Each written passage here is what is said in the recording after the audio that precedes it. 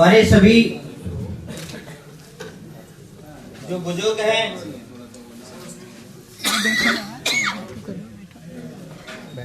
उनका हमें आशीर्वाद आज मिला, जो इस प्रोग्राम को करने में हम सक्षम हो रहे हैं। पुरानी साल की विदाई और नए साल का आगमन, ऐसे ही ये हमारे जो बुजुर्ग हैं उनका आशीर्वाद हमें पीछे क्या मिला और नए साल में हमें क्या मिलेगा, ये हम सब उम्मीद रखते हैं। यंग जनरेशन, आज का मेन कॉन्सेप्ट है बुजुर्गों से हमने क्या सीखा, बुजुर्गों ने यंग जनरेशन से क्या सीखा, क्या बुजुर्गों से हमें उम्मीद है और यंग जनरेशन से उम्मीद बुजुर्ग क्या रखते हैं। ये सब हमारा जो प्रोग्राम है वो हम पवननाथ जी, रूफ अहमद सिद्दीकी जी, ये 2-3-4 लोग बैठ के, और हमने कहा कि अगर हम यंग जनरेशन के लिए कोई प्रोग्राम करते हैं, सभाएं करते हैं, तो जहां जिनकी वजह से हम लोग यहाँ पहुंचे, आज खड़े हुए, तो हमें उनको भी याद रखना चाहिए। तो इसलिए ये आज ये प्रोग्राम आप लोगों की सभी की आशाएं और यंग जनरेशन को आशीर्वाद आप लोगों का, ये प्रोग्राम इसलिए स्टार्ट किया गया, ये इसकी नींव रखी गई। तो ये जो प्रोग्राम है, आज स्टार्टिंग जो है एक शाम बुजुर्गों के नाम। अब मैं इस प्रोग्राम को आगे की कड़ी में शुरू करना चाहेगा कोमल जी से। आपने रेडियो पे इनकी आवाज गुनगुनाई होगी, सुनी होगी, लेकिन आज आपके सामने ये बिल्कुल साक्षात नजर आएंगी कोमल जी। और एक युवा हमारी नंदिनी जी, भतीजी है, गुड़िया है, ये कॉलेज से है। और ये अब मैं कोमल जी से अनुरोध करूंगा कि वो आगे का कार्यक्रम स्टार्ट करें, क्योंकि ये दो लोग अभी हमारे बीच एक और आएंगी, विभा जी, शायद वो लेट हो रही हैं। कोमल जी। शुक्रिया सर। बुजुर्गों की उंगलियों में ताकत न थी मगर, बुजुर्गों की उंगलियों में ताकत न थी मगर, जब मेरा सिर झुका उनके सामने तो उनके कपाल जमाने भर की दौलत मुझे दे दी। सर्वजन हित समाज सेवा की ओर से एक शाम बुजुर्गों के नाम कार्यक्रम में आप सभी का मैं कोमल भारती दिल से स्वागत करती हूँ। और मेरे साथ है मेरी को एंकर नंदिता। इस समारोह को गौरवान्वित करने के लिए हमारे हमारे साथ वरिष्ठ गणमान्य मौजूद हैं, और मैं आग्रह करूंगी हमारे गणमान्य महोदय से कि वो स्टेज पर आए और इस समारोह को गौरवान्वित करके स्नेहाशीष प्रदान करें। हमारे मुख्य अतिथि के रूप में यहाँ मौजूद है श्री पी.के. भसीन, पूर्व न्यायाधीश हाई कोर्ट दिल्ली। विशेष अतिथि के रूप में हमारे साथ यहाँ मौजूद है और मैं स्टेज पर उन्हें इनवाइट करना चाहूंगी श्री विपिन मल्हन जी, अध्यक्ष IEA, श्री राजपाल सिंह बघेल, समाज सेवी, धनपाल सिंह और मोहर सिंह जी को। तो जोरदार तालियों से स्वागत कीजिए हमारे वरिष्ठ गणमान्य अधिकारियों। अब मैं चाहूंगी कि हम लैंप लाइटिंग की ओर बढ़ें। शुभम करोति कल्याणम आरोग्यम धना संपदा शत्रु बुद्धि विनाशे दीपा ज्योति नमोस्तुते। I fold my hands before the light that brings prosperity, auspiciousness, good health, abundance of wealth, and destruction of the enemy's intellect. जनवरी 2014 में इसकी शुरुआत हुई, बहुत ज्यादा वक्त नहीं हुआ, थोड़े से वक्त में बहुत सारे काम हम लोगों ने किए।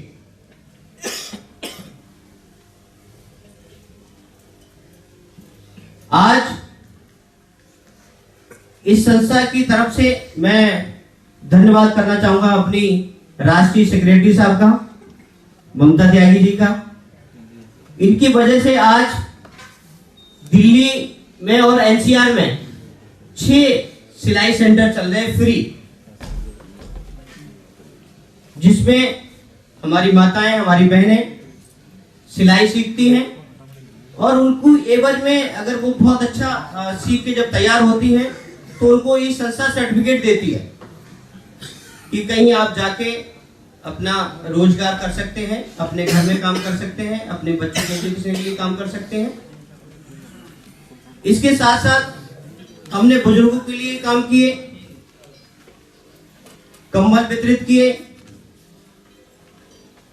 बहुत चीजें ऐसी हैं जो एजुकेशन पे अभी हम लोग काम कर रहे हैं, हमारी टीम काम कर रही है।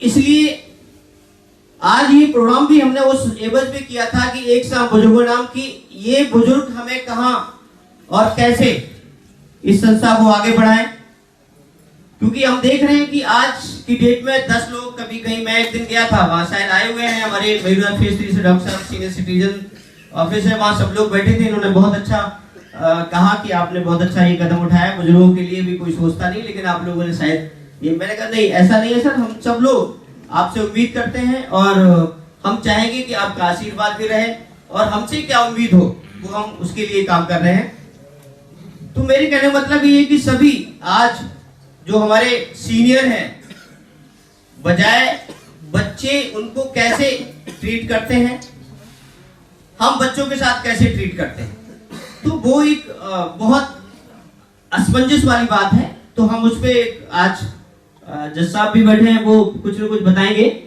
तो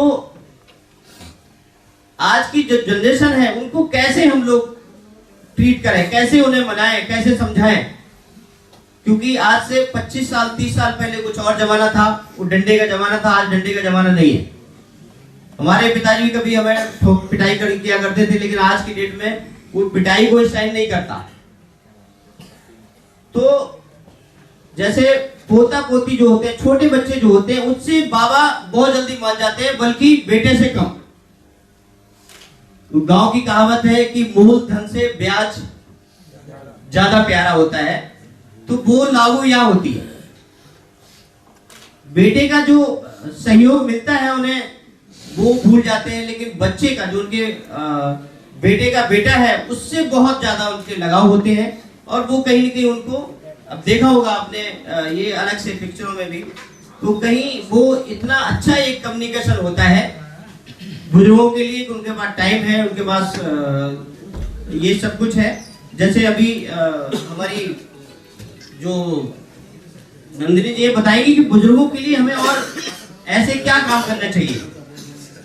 जैसे हमारे समाज से भी हमारे आदेश शर्मा जी हैं, बड़े भाई हैं, उनका बहुत हमें आशीर्वाद मिलता रहता, वो आए हुए हैं इधर। तो मेरे कहने का मतलब ये सब लोग किसी न किसी तरीके से इस संस्था को आगे बढ़ाने का काम करते हैं। और आज मैं सबसे खुशी इस बात की है कि हमारे बुजुर्गों का हाथ, आज जो प्रोग्राम है एक शाम बुजुर्गों नाम, और बहुत सारे हमारे जो सीनियर बैठे हुए हैं, उनका सभी का आशीर्वाद हमें चाहिए आगे आप लोगों के लिए, दायरे में काम करने के लिए, आपके साथ काम करने के लिए, आपसे सीखने के लिए। तो ये संस्था 2013 में स्टार्ट हुई और आज 2015 दिसंबर का एंड है, न्यू ईयर की शुरुआत है 2016 की। तो हमें बहुत सारी उम्मीद है इस संस्था से, आप लोगों में से बहुत सारी उम्मीद है जिनसे हम लोग ये काम कर सकते हो, कहीं न कहीं से हमें आशीर्वाद मिल सकता हो। तो ये संस्था सिर्फ सामाजिक के साथ साथ बुजुर्गों का आशीर्वाद, हम किसके लिए, गरीबों के लिए कैसे इस संस्था काम करें। अभी हमारे बीच में इकबाल साहब बैठे हैं, बहुत योगदान रहता है। प्रदेश अध्यक्ष अजब सिंह यादव जी हैं, वो लीपा के ये प्रेसिडेंट हैं उत्तर प्रदेश के। तो मेरे कहने का मतलब है कि बहुत सारे लोगों का हमारे इस संस्था पे हाथ है और आगे उम्मीद है कि हम सब लोग मिलके सर्वजनित जिसका नाम है तो वो सर्वजनित है, किसी समाज से जुड़ी हुई नहीं है, सभी का आशीर्वाद चाहिए, सभी का योगदान चाहिए। तो इस पे भी हम लोग कहीं चर्चा करेंगे, करते रहते हैं आपस में बैठ के, और इसको आगे बढ़ाने के लिए आप लोगों का आशीर्वाद चाहिए।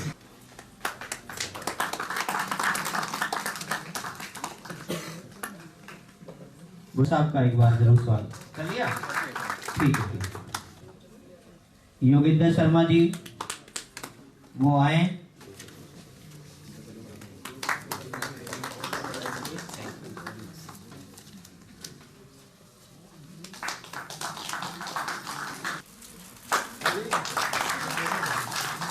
मालाओं के साथ, और मैं अनुरोध करूंगा जो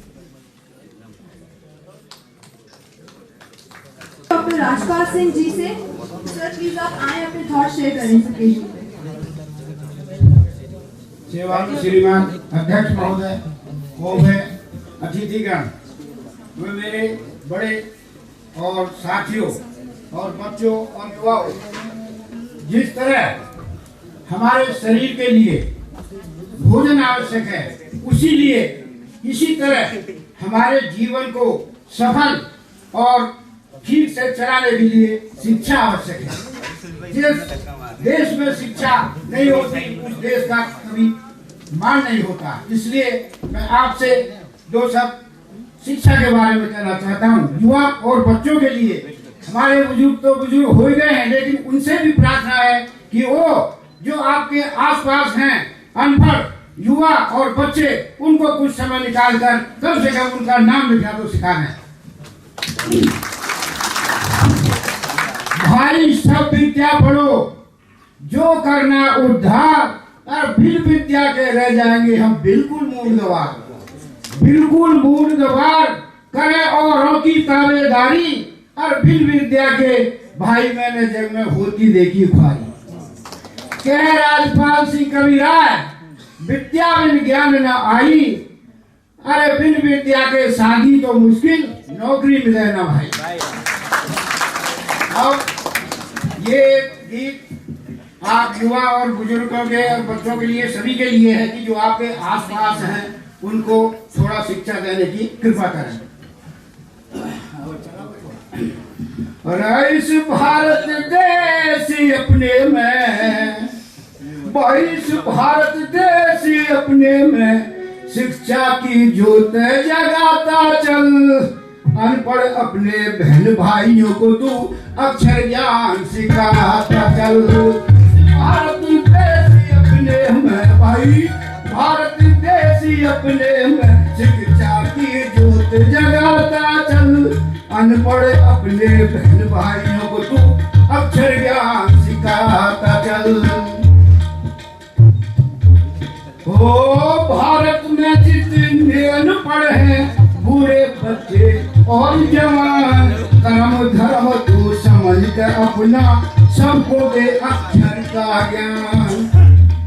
हो अनपढ़ता के अंधकार में, अनपढ़ता के अंधकार में, साक्षरता की जलाता चल, अनपढ़े अपने बहन भाइयों को तू अक्षर ज्ञान सिखाता चल। तो भाइयों, हर देश का बच्चा, कोई भी नागरिक है, उस देश की भाषा को बिना पढ़े भी समझता है, बोलता है, लेकिन पराया देश की भाषाओं को मानव बोलता और समझता है, पर पढ़ना लिखना तो केवल भाई अक्षर ज्ञान सिखाता है। ओ पढ़ा लिखा कर मानव को तू, पढ़ा लिखा कर मानव को तू, उन्नति का मार्ग दिखाता चल, अपने अनपढ़े अपने बहन भाइयों को तो अक्षर ज्ञान सिखाता चल। भारत देश अपने में तू शिक्षा की ज्योत जगाता चल, अनपढ़े अपने बहन भाइयों को तू अक्षर ज्ञान सिखाता चल। और शिक्षा के बारे में क्या है, शिक्षा की क्या महत्व है, ओ जज वकील डॉक्टर बनते बनते बाबू भाई और टीचर, कोई IAS और BS बनते, शिक्षा से बनते बड़े बड़े अफसर। ओ सभी अनपढ़ मानव को तू, सभी अनपढ़ मानव को शिक्षा का महत्व बताता चल। अनपढ़ अपने बहन भाइयों को तू अक्षर ज्ञान सिखाता चल। भारत देश अपने में शिक्षा की ज्योत जगाता चल। अनपढ़ अपने बहन भाइयों को तू अक्षर ज्ञान सिखाता चल। तो सरकार ने भी पढ़ाई के लिए बहुत कुछ किया है। कैसे? और काली स्कूल विद्यालय है, सब बच्चों को आंगनबाड़ी और प्रौढ़ शिक्षा वृद्धों के लिए ये सरकार ने योजना चलाई। हो साक्षरता लाने को देश में, साक्षरता लाने को देश में अम्बेडकर का पाठ पढ़ाता चल। अनपढ़ अपने बहन भाइयों को तो शिक्षा ज्ञान बताता चल। हो इस भारत देश अपने शिक्षा की ज्योत जगाता चल। अनपढ़ अपने बहन भाइयों को अक्षर ज्ञान सिखाता चल। Thank you so much sir. अभी तक सबके चेहरों से मुस्कुराहट हटी नहीं है। I like to clap once again for him.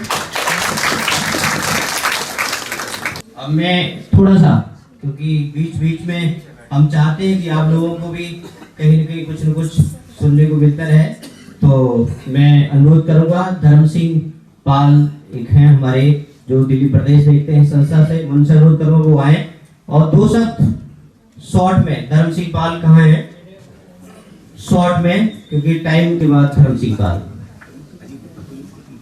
धन्यवाद रामनिवास पाल जी, टाइम देने के लिए बड़ा बड़ा धन्यवाद आपका। एक शाम बुजुर्गों के नाम आज इन्होंने अपनी मेहनत से ये शाम सजाई है, मैं इनको बड़ा धन्यवाद करता हूँ और इनके मार्गदर्शन में हमें भी कुछ करने का मौका मिलता है। तो आज जितने भी यहाँ पे आए हुए हैं सज्जन, मैं सबको दिल से धन्यवाद करता हूँ। और इस संस्था को जो हम लोग आप लोगों की सहायता से चला रहे हैं, तो ज्यादा से ज्यादा लोग इससे जुड़े और लोगों को फायदा पहुंचाएं। धन्यवाद। क्योंकि ये हम लोग बहुत आपस में परिचित हैं, जमीन पे जुड़े हुए कार्यकर्ता हैं, मैं उनसे अनुरोध करूंगा वो आए, उनसे 2 शब्द संस्था के लिए। धन्यवाद श्री रामनिवास पाल जी। एक शाम बुजुर्गों के नाम जो आज आपने प्रोग्राम रखा है, जिसकी अध्यक्षता कर रहे हमारे पूर्व न्यायाधीश श्री पी.के. भसीन जी, और यहाँ पर उपस्थित मैं सभी बुजुर्गों का, युवाओं का, माताओं बहनों का हार्दिक स्वागत करता हूँ। और इसी तरीके के जिस तरीके से आज माननीय रामनिवास पाल जी ने प्रोग्राम रखा है, ऐसे ऐसे प्रोग्राम करने से हमारी दूरियां नजदीक में आती हैं और एक दूसरे से वार्तालाप होता है। मैं धन्यवाद करता हूं पाल साहब का, जिन्होंने प्रोग्राम रखा और सबको एक मंच पर लाने की कोशिश की। धन्यवाद। ज्ञानेंद्र जी, आप बुजुर्गों के बारे में जो भी इस संस्था के बारे में कह सकते हो, तो आपसे अनुरोध है 2 मिनट आपको देंगे। धन्यवाद करता हूँ रामनिवास पाल जी को। इनसे पहले मैं धन्यवाद करता हूँ इनके माता पिता को, जिस माता पिता ने ऐसे बच्चे को जन्म दिया जो बुजुर्गों के लिए ये संस्था ऐसे माता पिता तो बहुत है जो IAS PAS अधिकारी, राजनीतिक नेता बना देते हैं, लेकिन समाज की सेवा करने वाला कोई वीर पैदा होता है। प्रिय बच्चों भाइयों, एक पिता अपने बेटे से क्या क्या वो करता है, आशाएं लेके चलता है कि मेरा बेटा मेरे पैदा होगा तो ये करेगा, मेरा सहारा बनेगा। उसी तरह पंक्तियां आपके सामने प्रस्तुत कर रहा हूँ।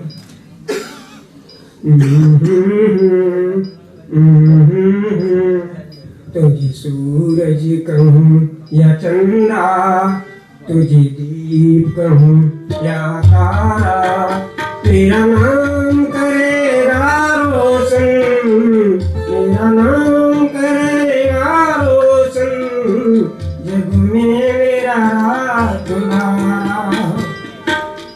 तुझे सूरज कहूँ या चंदा, तुझे दीप कहूँ या तारा, तेरा नाम करेगा रोशन, जग में मेरा राज दुलारा।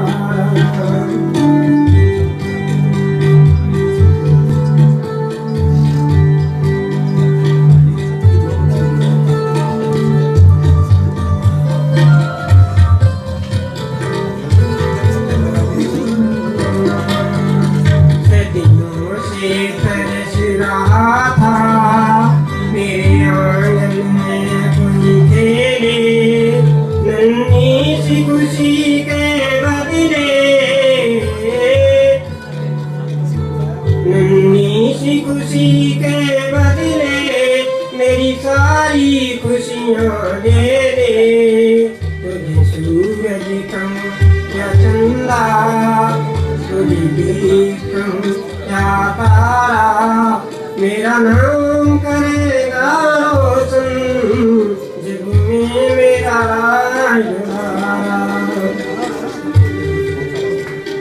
चली उंगली थाम के मेरी, तुझे मैं चलना सिखलाऊं, फिर हाथ पकड़ना मेरा, फिर हाथ पकड़ना मेरा, जब मैं बूढ़ा हो जाऊं। तू मिला तू मैंने पाया, तू मिला तू मैंने पाया, जीवन का नया सहारा, मेरा नाम करेगा रोशन, जग में मेरा राज दुलारा। और अब मैं अनुरोध करना चाहूंगी हमारे अध्यक्ष NEA विपिन बरहन जी से कि वो यहाँ पर आए और अपने विचार व्यक्त करें।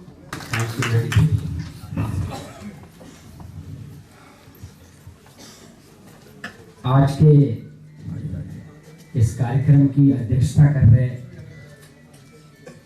हमारे पूर्व न्यायाधीश आदरणीय श्री भसीन साहब,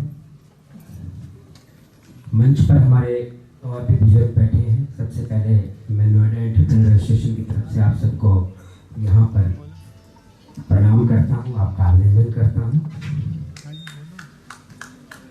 सर्व जनहित समाज सेवा समिति के सभी सदस्यों को इस मंच से मेरा प्रणाम, और मैं आप सबसे एक गुजारिश करना चाहूंगा कि अगर एक बार आप सब अपनी सीट से खड़े होकर उस पूरे ग्रुप के लिए ताली से उनका सम्मान करें, क्योंकि बहुत कम लोगों को इस प्रकार की सोच आती है कि उस वर्ग का हम सम्मान करें जो आज कहीं ना कहीं हम सबसे अलग हो रहा है, ले रहे हैं, उसमें कहीं ना कहीं हमारा परिवार समाप्त हो रहा है। पर वो ये नहीं सोच रहे कि जिन बच्चे की कल्पना वो कर रहे हैं कि हम एकल फैमिली में रहें, एक परिवार में रहें, कल को वही बच्चा भी आपके साथ यही करेगा जो आपने अपने माँ बाप, सच्चाई है दोस्तों, नहीं दिमाग में आ रहा। उस अलग हुई फैमिली को अपना बच्चा बहुत प्यारा लगता है, पर शायद उस मातृ शक्ति को ये नहीं पता होता कि जिसके साथ तुम रह रही हो वो भी किसी का बच्चा है। उसके यहाँ भी कहीं ना कहीं कोई ना कोई दुख दर्द उसके वृद्ध माँ बाप के साथ है। आज सेक्टर 55 में एक वृद्ध आश्रम खुला है, कभी कभी जाने का मौका मिल जाता है तो वहां लिटरली पेरेंट्स रो रहे होते हैं, क्योंकि वो सोचते हैं कि हमने जिंदगी भर किया क्या, पूरी जिंदगी हमने इसलिए निकाल दी कि मेरे 4 बच्चे, 4 पुत्र, उनको हमने पढ़ाया लिखाया, हर जगह सेट किया, पर हम 2 होके भी 4 को पढ़ा लिखा गए, आज ये 4 होके भी हमें अलग छोड़। वक्त और उसके बीच में इस प्रकार की टीम, वो भी इस शहर में, अगर इस प्रकार का कार्य करे तो ये साधुवाद के लायक है। मैं फिर चाहूंगा एक बार इनके लिए तालियां। सच में आप लोग साधुवाद हैं। और आप लोगों को एक निवेदन भी करना चाहूंगा कि इसमें कहीं भी नोएडा एंटरप्रेन्योर एसोसिएशन की किसी प्रकार की मदद चाहिए हो, या स्वयं विपिन मलन को अगर आप अपना पार्ट बनाना चाहते हो, तो मैं आपके साथ हर तरीके से हूं, तन मन धन के साथ। दूसरी चीज, यहाँ पर हमारे शहर के कई माता पिता वृद्ध आए हुए हैं, उनसे भी निवेदन करना चाहूंगा कि आज शहर के अंदर जो सबसे बड़ी जरूरत अब बढ़ती जा रही है वो कहीं ना कहीं मेडिकल क्षेत्र है। अगर हम कहीं टेस्ट भी अपना कराने जाते हैं पूरी बॉडी के, तो 2-4 हजार का डॉक्टर तो वैसे लिख देता है। और डॉक्टर भी यहाँ के इतने मटेरियलिस्टिक हो गए, इतने बिजनेस क्लास हो गए, इतने बिजनेस माइंडेड हो गए हैं कि अगर कान में दर्द है तो वो टांग का भी एक्सरे लिखेगा, क्योंकि उनका कहीं ना कहीं कमीशन हर एक जगह सेट हो चुका है। उस सबको सोचते हुए नोएडा एंटरप्रेन्योर एसोसिएशन ने इसी भवन के ऊपर एक पूरी लैब बना दी है। मात्र 20 रुपए के अंदर आप अपने पूरे बॉडी के टेस्ट करवा सकते हैं। MBBS डॉक्टर यहाँ पे रख दिए गए हैं। 3 दिन की दवाई भी उसी 20 रुपए के अंदर है। और ये 20 रुपए इसलिए लिए जाते हैं कि किसी को ये ना लगे कि हम बिल्कुल ही फ्री में इलाज करें। तो मैं इस पूरी टीम से भी निवेदन करना चाहूंगा कि इस प्रकार के कहीं पे भी कोई हो तो मैसेज जरूर दें कि लोग आकर यहाँ पर, आपने मेरा यहाँ पे सम्मान किया, मैं आपका बहुत आभारी हूँ। धन्यवाद। Thank you. और मैं पूरी टीम को, श्री राम नरेश पाल जी, श्री लहू फैमर जी, श्री पवनराज जी और जो टीम के सदस्य हैं, उन सबको हृदय से आभार करती हूँ कि आपने एक ऐसी शाम का आयोजन किया। और मैं एक छोटी सी चीज़ कहना चाहती हूँ कि वृद्ध आश्रम होते हैं, हम चाहते हैं कि वो ना खुलें, लेकिन फिर भी यदि कहीं है, अभी एक कॉन्सेप्ट है समाज में अनाथालयों का, तो मेरे दिमाग में एक चीज़ आई कि अनाथालय जो होते हैं वो एक शोषण का केंद्र होते हैं, क्योंकि वहाँ पे सिर्फ बच्चे हैं, उनकी बातें सुनने वाला कोई है नहीं। तो मैंने एक कॉन्सेप्ट आया कि क्यों ना अनाथ आश्रम और वृद्ध आश्रम को हम एकीकृत कर दें, तो उसमें उनको पिता का प्रेम मिल जाएगा बच्चों को, और बुजुर्गों को उनकी शामें अकेली नहीं होंगी। तो ऐसा कॉन्सेप्ट आया है। मैंने अपने पिताजी के नाम पे एक रजिस्टर करानी थी, सुधीर आश्रय के नाम से। तो मैं चाहूँगी कि इस कॉन्सेप्ट को जितना वाइडली बाकी लोग भी फॉलो करें, सपोर्ट कर सकें, करें। और मैं इसको आगे बढ़ाना चाहूँगी। इस शाम से भी मुझे अनुप्रेरणा मिली और मैं सबका और इस टीम का धन्यवाद करती हूँ। तो ये लोग कर रहे हैं, अच्छी बात है। और मेरा बहुत बहुत आभार इन लोगों की ऐसी जगह मुझे बोला। कलर थोड़ा सा खराब है, शाम को मेरा कभी सम्मेलन भी है, तो इसलिए बहुत छोटी छोटी पंक्तियाँ, यहाँ बहुत सारी चीज़ें। एक चीज़ उससे पहले मैं बता दूँ कि मैं कभी लाइफ में मंदिर नहीं जाता। पंजाब केसरी अखबार से जुड़ा हुआ हूँ, सिर्फ इसलिए जुड़ा हुआ हूँ कि उनका एक वरिष्ठ नागरिक केसरी क्लब चलता है। हर थर्सडे हमें उनकी सेवा का मौका मिलता है नोएडा में, और मुझे नहीं मालूम कि मेरे सारे काम कैसे होते चले जाते हैं, और सिर्फ बुजुर्गों की सेवा करके ही। तो ये बहुत अच्छी बात है। इससे जो भी जुड़े हुए एक प्रसाद के रूप में मैं यहाँ खड़ा भी हुआ हूँ, तो इसका मुझे फल जरूर मिलेगा। तो बात हुई थी कि बहुएं और सास बहू ये सब अभी जो चल रहा था कि बच्चे आजकल बाहर चले जाते हैं, तो 2 पंक्तियां मुझे ये याद आई तुरंत जो मलन जी बोल रहे थे कि लहू का रंग भी मेहंदी की बू ने छीन लिया, और हुआ जवान तो बेटा बहू ने छीन लिया, और हुआ जवान तो बेटा बहू ने छीन लिया। तो बहू भी नहीं जाते हैं, बुजुर्गों की बात होती है तो उनकी एक एक झुर्रियों में हजारों हजार अनुभव होते हैं, आशीर्वाद होते हैं। तो बात आती है कि एक करवट में रात बिताना सबकी बस की बात नहीं। एक करवट में रात बिताना सबके बस की बात नहीं। चांद को थाली में ले आना सबके बस की बात नहीं। और जीवन के कल से कल तक की डोर तुम्ही से बंधी हुई, जीवन के कल से कल तक की डोर तुम्ही से बंधी हुई। माँ तेरा उपकार चुकाना सबके बस की बात नहीं। माँ तेरा उपकार चुकाना सबके बस की बात नहीं। कि बिना बुनियाद में दीवारों दर के जा नहीं होती, बिना बुनियाद के दीवारों दर में जा नहीं होती, जरा उनसे भी पूछो जिनके घर में माँ नहीं होती। बिना बुनियाद के दीवारों दर में जा नहीं होती, जरा उनसे भी पूछो जिनके घर में माँ नहीं होती। महफिल में, अकेले में, दुनिया के सारे मेले में दुआएं माँ की हैं, कहाँ कहाँ नहीं होती। दुआएं माँ की तेरे साथ कहाँ कहाँ नहीं होती। जो लोग दूर रह रहे हैं माँ बाप से, उनके साथ भी कहीं ना कहीं माँ बाप का नाम जुड़ा रहता है। मैंने शुरुआत में कहा था कि मैं कभी मंदिर नहीं जाता, लेकिन मेरा कभी बुरा भी नहीं होता। क्यों नहीं होता? कि हर परेशानी में सबने आसमां की तरफ देखा।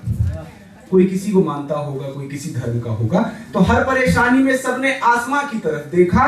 मैं नास्तिक था, मैं क्या करता? मैंने माँ की तरफ देखा। मैं नास्तिक था, मैं क्या करता? मैंने माँ की तरफ देखा। मैंने माँ की तरफ देखा कि बिन बूंदों के सावन जैसा, बिन बूंदों के सावन जैसा और बिन फूलों के उपवन जैसा, बिन बूंदों के सावन जैसा और बिन फूलों के उपवन जैसा माँ तेरे बिन घर लगता है। बिन तुलसी के आंगन जैसा माँ तेरे बिन घर लगता है, बिन तुलसी के आंगन जैसा। और ये आधुनिकता का ही एक पर्याय है, एक उदाहरण है कि आजकल करोड़ों रुपए के फ्लैट में तुलसी का पौधा नहीं दिखता और इंडोर वाले पौधे मिलते हैं, इसमें कांटे हो, जिसको सिंचाई की जरूरत ना हो, जिसको रोपने की जरूरत ना हो। अभी बात आई थी कि वो रामायण में लिखा है कि माँ बाप और गुरु के सबके पैर छू लो। अरे माँ के पैर छू लेंगे वैसे ही सब कुछ हो जाएगा। लेकिन आधुनिकता की इस दौड़ में बच्चों को परवरिश भी वही मिल रही है। 7 बजे बच्चा जब सोकर उठता है तो नौकरानी कहती है बेटा स्कूल जा, मम्मी लेट नाइट पार्टी से आई थी, डिस्टर्ब मत करना। नोएडा में बहुत देखने को मिलता है। तो बातें ही होती हैं और ज्यादा समय नहीं है, इसलिए बस मैं यही चाहूंगा एक उसके साथ कि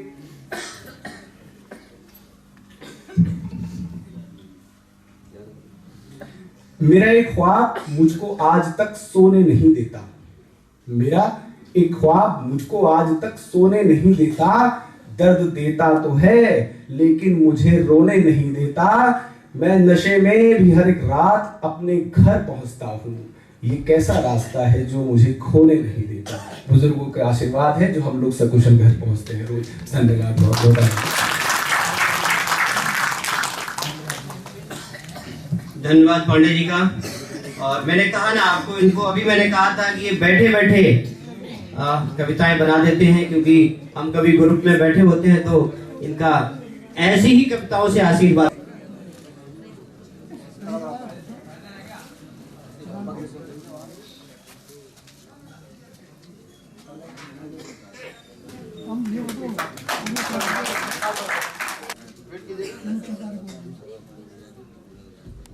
डॉक्टर बबली वशिष्ठ जी, मैं उनसे गुजारिश करूंगी कि वो यहाँ आए और कुछ पंक्तियां यहाँ पर आकर हमें सुनाएं। सभी को नमन। मेरा मानना ये है कि संस्कारों में कहीं कमी रह जाती है, जो वृद्धाश्रम खोलने पड़ रहे हैं। कि मैंने भी अपनी माँ की 15 साल सेवा की है। हम 7 भाई बहन, जिससे छोटी हूँ मैं। और मैंने सारी, जैसे आप उन्होंने कहा था कि मैं मंदिर नहीं जाता, मैंने उस दिन से पूजा छोड़ दी जिससे मुझे दिक्कत हो रहा था। मेरा मानना ये है कि सब कहते से गुरु बनाओ मुक्ति मिलेगी। मैंने कहा मैं अपनी माँ की सेवा करूँगी तो मुझे सारी मुक्ति मिल जाएगी। तो मैंने संस्कारों की कविता लिखी है, किताबें लिखी है, तो किताबें सुना देती हूँ। किताबें कम लोग लिखते हैं।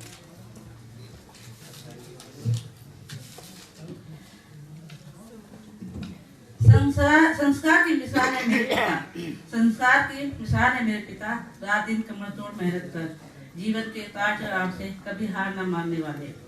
हंसते मुस्कुराते रहना, ना कभी कोई शिकायत न शिकवा, मुश्किलों से जूझकर आगे बढ़े और बढ़ना सिखाया। अनुशासन, ईमानदारी, मानवता के आदर्शों के प्रतीक हमें जीवन का हर सुख उपलब्ध कराया। संकट से हार न मानकर लक्ष्य की राह पर चलना सिखाया। साये के रूप में साथ निभाकर पिता ने संस्कारों से जग में असीम प्यार और आशीर्वाद पाया है। ऐसे मेरे पिता मुस्कुराते रहते हैं। इसी बीच में हमारे बीच, मैंने अभी कहा था ना आपको कि रेडियो पे आप लोग जरूर सुनते हैं इनको, लेकिन साक्षात आज आप इनके सामने हैं। और उसके बाद विभा लक्ष्मी जी, आप देखा होगा FM रेडियो पे आवाज इनकी सुनते हुए वो भी हमारे बीच आ चुके हैं। कोमल भारती जी, दोनों लोग इस प्रोग्राम में आए।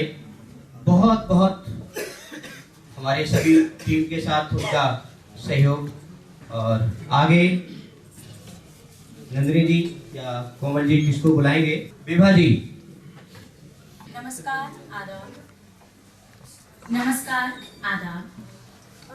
जैसा कि मेरा परिचय थोड़ा सा आप तक पहुंच गया है कि मैं mother of all radio stations all India radio FM gold की एक प्रेजेंटर हूँ। मेरा नाम विभा है, आरजे विभा के नाम से आप मुझे जानते हैं। अगर आप FM गोल्ड सुनते होंगे तो आपने ज़रूर मुझे सुना होगा। मैंने बहुत सारे शोज़ किए हैं और अगर आप सदाबहार गाने सुनते होंगे, कितने लोग हैं यहाँ जो FM गोल्ड सुनते हैं?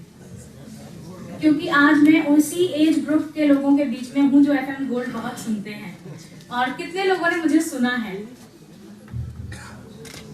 अच्छा, काफी लोग हैं जिन्होंने मेरे को सुना है। सदाबहार प्रोग्राम मेरा कितने लोगों ने सुना है? चलिए, यानी काफी लोगों ने सुना है, तो फिर शायद आप मुझे समझ पाएंगे कि मैं क्या बोलना चाह रही हूँ। बहुत सारा आप लोगों ने मुझे प्यार दिया है रेडियो स्टेशन पे। मान सम्मान के अलावा मेरे सुनने वालों ने मुझे हमेशा पुरस्कारों और सम्मान के साथ मुझे नवाजा है, उसके लिए मैं बहुत शुक्रगुजार हूँ उनकी। साथ ही मैं बताना चाहती हूँ कि 414 रेडियो स्टेशंस हैं हमारे आकाशवाणी के, और उनमें से मैं एकमात्र ऐसी आरजे हूँ जिसका नाम लिम्का बुक ऑफ रिकॉर्ड्स में दर्ज है।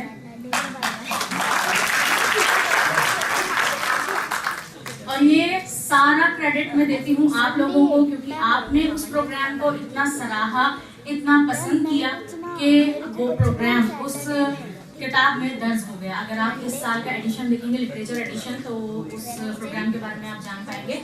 मैं बताती हूँ, वो प्रोग्राम था गीत जो बन ना सके मीत। क्या आप लोगों ने सुना था उस प्रोग्राम को?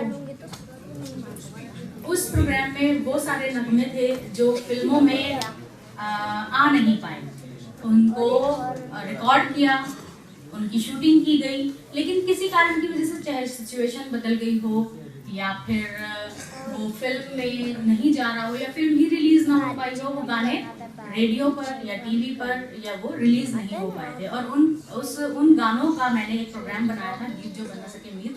उसके 118 गीत ऑन एयर हुए थे, तो उसके लिए वो नाम दर्ज है। और आज जो हम यहाँ मिले हैं आपसे, वो ये है कि भाई आप जो प्रतीक न्यूज़ है या जनता की खोज है या सर्व जनहित समाज सेवा समिति है, मैं यहाँ पे पहले भी आ चुकी हूँ और ये तीनों मिलकर ऐसे ऐसे कारनामे करते हैं, ऐसे ऐसे प्रोग्राम्स रखते हैं जिनके लिए मैं इनको धन्यवाद देती हूँ। समय समय पर ये हर चीज को जिसकी वजह से हमारा समाज तरक्की करे या वो समाज में कहीं ना कहीं उत्थान के लिए एक स्टेप हो सकता है, इस तरह के ये शोज रखते हैं, इस तरह के कार्यक्रम ये रखते हैं। और आज इन्होंने रखा है एक शाम बुजुर्गों के नाम। तो भाई बुजुर्गों के आशीर्वाद की तुलना मैं कुछ लिखकर लेकर आई हूँ जो मैं मानती हूँ, क्योंकि मैंने आप लोगों से बहुत कुछ सीखा है। बुजुर्गों के आशीर्वाद की तुलना मैं उस पवित्र जल से करना चाहूंगी जिसके स्पर्श मात्र से किसी के जीवन में बदलाव आ सकता है, वो अपनी मंजिल पा सकता है। कहा जाता है बुजुर्गों की बद्दुआ भी दुआ बनकर लग जाती है अगर वो आपसे खुश हों तो बस आप अपना आशीर्वाद भी बनाए रखिए और खुश रहने की कोशिश कीजिए। मैं ये कहना चाहूंगी, बहुत सारी जो भी मैंने 2-3 रचनाएं अभी तक सुनी, उसमें कहीं ना कहीं दर्द तो था, लेकिन क्या आप ये बात मानते हैं कि ये सिर्फ दर्द बुजुर्गों का है? नहीं, मुझे लगता है कि जनरेशन गैप होने की वजह से कहीं ना कहीं वो समझ में, वो अंडरस्टैंडिंग में हमारे गैप आ जाता है, हमारे विचार नहीं मिल पाते।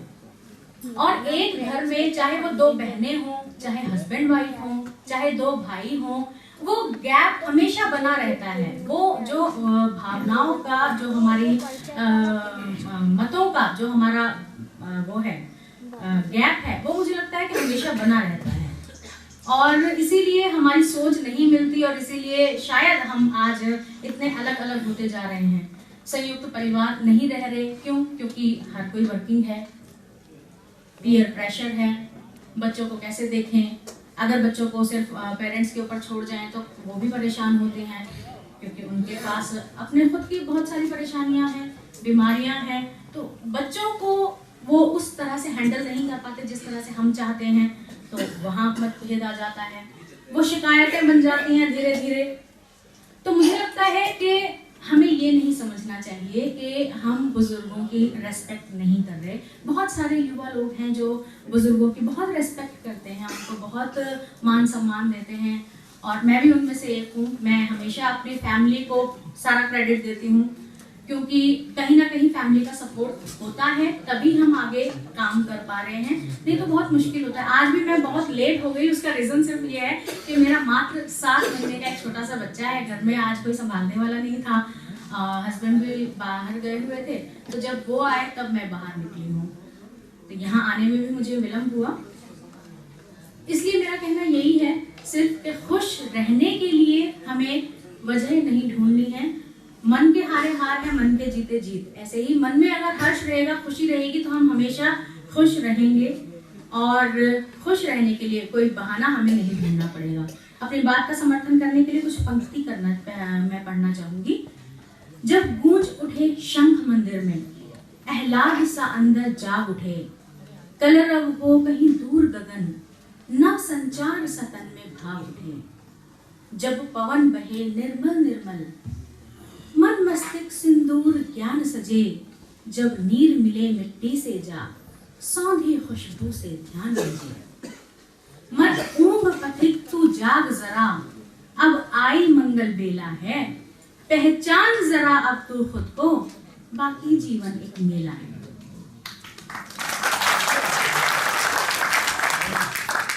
ये जीवन का मेला यूं ही चलता रहेगा, उम्र दर उम्र बीतती रहेंगी, और ये समस्याएं हमारे सामने यूं ही आती रहेंगी। लेकिन 60 के बाद की उम्र को हम ये माने कि ये हमारी एक नई शुरुआत है, क्योंकि 60 साल की उम्र तक आदमी एक 99 के फेर में, या यूं कहें कि जीवन में उहा-पोह में लगा रहता है। बच्चों को बड़ा करता है, अपने आप को कुछ लोग ये भी मानते हैं कि 60 साल तक तो हम नौकर थे, यानी किसी के अधीन हम काम कर रहे थे, लेकिन 60 के बाद हम मालिक हैं, यानी हम अब अपनी मर्जी के मालिक हैं। तो मैं ये कहना चाहूंगी कि आप अपनी मर्जी के मालिक बनके जिए, और इस तरह के जो फंक्शंस होते हैं या नहीं भी होते हैं, तो आप अपने आप को खुश रखिए और अपना आशीर्वाद हम पर यूं ही बनाए रखिए। जैसा कि कोमल भारती ने कहा था कि बुजुर्गों के साथ सिर्फ समय बिताने की देर है, हम उनसे बहुत कुछ सीख सकते हैं। तो मैं आप में से कुछ लोगों को बुलाना चाहूंगी जो आप अपने जीवन की कोई एक विशेषता जिसे याद करके आपको भी अच्छा लगे, और यकीनन उसे शेयर करके जब आप हमें सुनाएं तो हमें भी बहुत अच्छा लगे। इस तरह के कोई इंसिडेंट के साथ, इस तरह के किसी वाकये के साथ आप यहाँ आइए, हमें बहुत अच्छा लगेगा और हमें सीखने को भी मिलेगा। कौन आना चाहेंगे?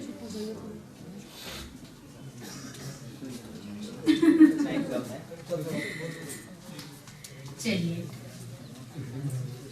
तो फिलहाल तो मैं आपको एक बार फिर से बधाई देना चाहती हूँ। हमारी जो बड़े हर्ष की बात है कि सर्वजनिक समाज सेवा समिति, जनता की खोज और प्रतीक न्यूज मिलकर समय समय पर इस तरह के आयोजन करते हैं, और आज के इस आयोजन के लिए भी मैं इनको हार्दिक बधाई देना चाहती हूँ। साथ ही इनको ये भी मैं आभार व्यक्त करती हूँ कि इन्होंने मुझे यहाँ बुलाया। आप लोगों के साथ मुझे अच्छा लगा, मैंने 2-3 पंक्तियाँ सुनी, वाकई वो मुझे बहुत अच्छी लगी। आज के लिए इतना ही, नमस्कार।